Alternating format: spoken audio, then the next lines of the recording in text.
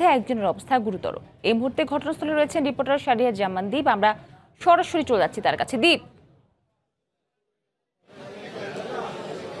এই মুহূর্তে আমি রয়েছি পুরান ঢাকা জজ কোর্টে এবং একটু জানিয়ে রাখতে চাই যে সকাল 10:15টার দিকে এখানে যে পুরাতন ভবন আছে, পুরাতন ভবনের যে লিফটটি আছে সেই লিফটটি ছিঁড়ে পড়ে যায় এবং এখানকার যারা প্রত্যক্ষদর্শী রয়েছেন তারা আমাদেরকে যেটি বলছেন যে 5 তলা থেকে লিফটটি ছিঁড়ে পড়ে যায়। এবং একটু যদি আমি দেখাতে চাই, আমার পিছনে আপনারা দেখতে পাচ্ছেন যে লিফটটি রয়েছে, সেই লিফটটি 5 তলা থেকে ছিঁড়ে পড়ে যায়। প্রত্যক্ষদর্শীরা যতটুকু জানিয়েছেন আমাকে এখন পর্যন্ত যে 10 থেকে 12 জন এখানে আহত হয়েছেন এবং এই মুহূর্তে কিন্তু লিফটে বন্ধ রয়েছেন এবং আহতদের যতটুকু আমরা জানতে পেরেছি ফায়ার সার্ভিসের সহায়তায় এখান থেকে নিয়ে যাওয়া হয়েছে। যতটুকু আমি জানতে আশেপাশের বিভিন্ন মেডিকেল এবং ঢাকা মেডিকেল কলেজ হাসপাতালে তাদেরকে চিকিৎসা দেওয়া হচ্ছে। এখানকার যারা আইনজীবী আছে তারা কিন্তু আমাদের বলছেন যে দীর্ঘদিন ধরে কিন্তু যে লিফটটি আজকে ছিঁড়ে পড়েছে সেটি এরকম সমস্যা এর আগেও কয়েকবার দেখা দিয়েছিল, তারা কর্তৃপক্ষকে বলেছিল কিন্তু সেটি ঠিক করা হয়নি, যার কারণে কিন্তু আজকে এই দুর্ঘটনাটি ঘটেছে। তারা আরো যেটি আমাদেরকে জানিয়েছেন যে আরো যে কয়েকটি লিফট আছে সবগুলোরই কিন্তু প্রায় একই অবস্থা, দীর্ঘদিন ধরে এগুলি ঠিক না করার কারণে, মেরামত না করার কারণে কিন্তু এই ধরনের দুর্ঘটনা ঘটছে।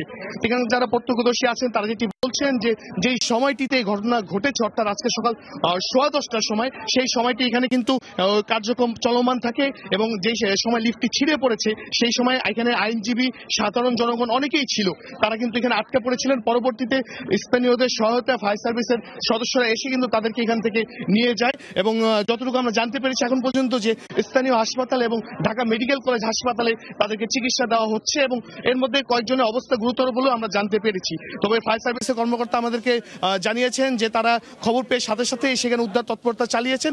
তবে যেহেতু আপনারা দেখতে পাচ্ছেন যে লিফটটির যে সামনের জায়গাটি রয়েছে, সামনের জায়গাটি খুব ছোট হওয়ার কারণে কিন্তু তাদেরকে কিছুটা ভোগান্তিতে পড়তে হয়েছে এবং তারা আমাদের যেটি বলেছে প্রাথমিকভাবে যে অনেকদিন ধরে না থাকার কারণে কিন্তু এই দুর্ঘটনাটি ঘটেছে। এখানে আসার পরও কিন্তু আইনজীবীরা আমাদেরকে একই কথা বলেছেন, এর আগেও কিন্তু এই লিফটটি বেশ কয়েকবার নষ্ট হয়ে গিয়েছিল এবং ছিঁড়ে পড়ার সম্ভাবনা ছিল। তারা বারবার কর্তৃপক্ষকে বলার পরও কিন্তু তারা এটি ঠিক আজকে এই এখন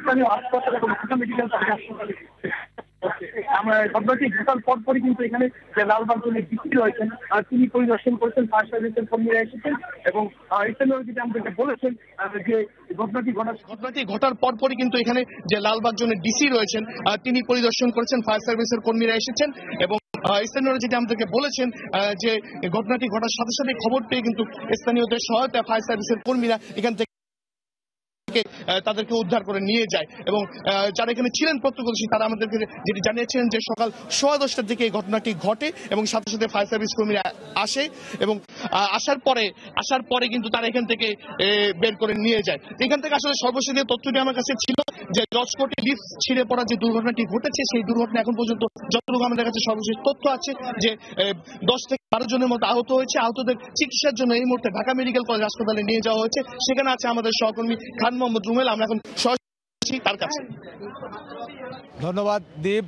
যে যারা আহত হয়েছেন তাদের মধ্যে 8 জনকে ঢাকা মেডিকেল কলেজ হাসপাতালে ভর্তি করা হয়েছে এবং আমরা যেটি কিছুক্ষণ আগে যারা সহকর্মীরা এখানে তাদেরকে নিয়ে এসেছিলেন তাদের সঙ্গে কথা বলেছিলাম, এখনো পর্যন্ত চিকিৎসকদের সঙ্গে কথা বলতে পারেনি। তো এই আহত যারা আছেন তাদের সহকর্মীরা যেটি আমাদেরকে জানিয়েছেন সেটি হচ্ছে যে আজকে যেহেতু নির্বাচন ছিল সেখানে ঢাকা বারের, তো সেই কারণে আইনজীবীদের উপস্থিতি খুব বেশি ছিল এবং যার কারণে লিফটটি ছিঁড়ে যায় এবং আহত হয়। তো আহতদের মধ্যে এই ঢাকা মেডিকেল ছাড়াও পঙ্গু হাসপাতালে এবং অ্যাপোলো হাসপাতালে বেশ কয়েকজনকে ভর্তি করা হয়েছে বলে সহকর্মীরা আমাদেরকে জানিয়েছেন। আর এখানে যারা এসেছেন মূলত তাদের সবারই হাতে পায়ে আঘাত লেগেছে তেমনটাই আমরা জেনেছি, আর একজনের মাথায় কিছুটা ইনজুরি আছে।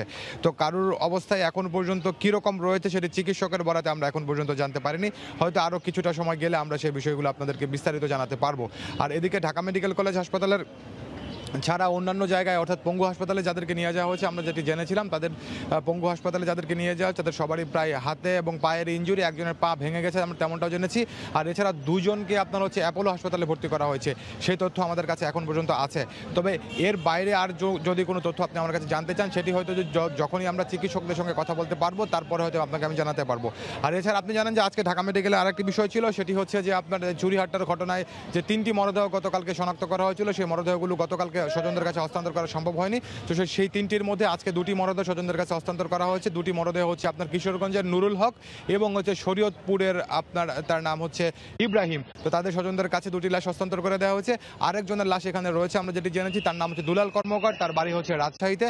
তো রাজশাহী থেকে বেলা 2:30টার ট্রেনে তার পরিবারের সদস্যরা ঢাকার উদ্দেশ্যে রওনা দেবেন এবং রাতেই তাদের লাশ তাদের স্বজনদের কাছে বুঝিয়ে দেওয়া হবে। সেটি হচ্ছে যে এখানে যারা লাশ হস্তান্তর তত্ত্বাবধান করছিলেন ঢাকা জেলা প্রশাসনের অতিরিক্ত জেলা প্রশাসক মোহাম্মদ শফিকুল ইসলাম, তিনি আমাদেরকে জানিয়েছেন।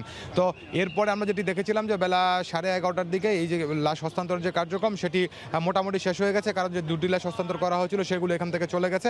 আর একটি লাশের জন্য যেটি এখানে রয়েছে সেই দুলালের মরদেহ, তার জন্য এখানে একজন প্রতিনিধি জেলা প্রশাসক তিনি এইখানে রেখে গেছেন। তো এই দুলালের স্বজনরা যখনই আসবেন তখন দুলালের লাশটি তার স্বজনদের কাছে হস্তান্তর করে দেওয়া হবে।